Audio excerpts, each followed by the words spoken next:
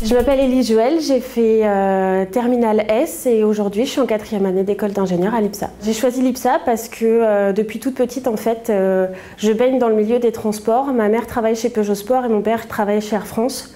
Donc depuis toute petite je prends l'avion et c'est vrai que je me suis toujours intéressée à comment ça vole. L'IPSA m'a tout de suite intéressée parce qu'on abordait les sujets techniques en fait dès le départ et on touchait à l'aéronautique dès le départ, dès la première année. C'est pas comme au lycée où c'est très théorique et les profs n'ont jamais vu une entreprise et ils appliquent des cas théoriques, des cas où le résultat tombe pile.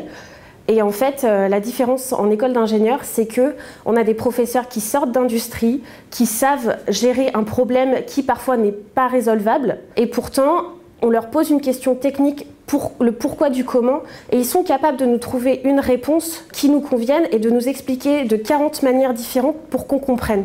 Et c'est ça que je trouve très bien à l'IPSA, c'est que les profs sont à l'écoute, on peut aller les voir si on a un problème pour un projet et ils ont beaucoup d'anecdotes sur leur travail et c'est un vrai plaisir d'apprendre avec ce genre de professeurs. Les projets, on en a dès la première année dans beaucoup de matières.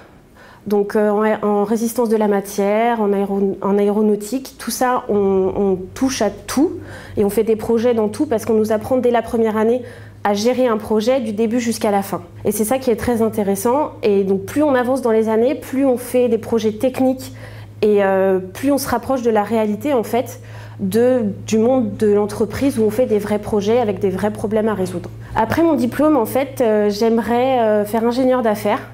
Donc soit après mon diplôme je continue sur un MBA dans un pays anglophone pour être vraiment bilingue et avoir de très bonnes bases en management, soit je trouve tout de suite un stage qui m'intéresse et une entreprise qui m'intéresse dans laquelle j'ai envie d'évoluer et donc dans ce cas-là j'essayerai d'avoir un CDI et de continuer dans cette entreprise. Une fois j'ai lu une phrase qui disait le rêve d'un architecte c'est le cauchemar d'un ingénieur.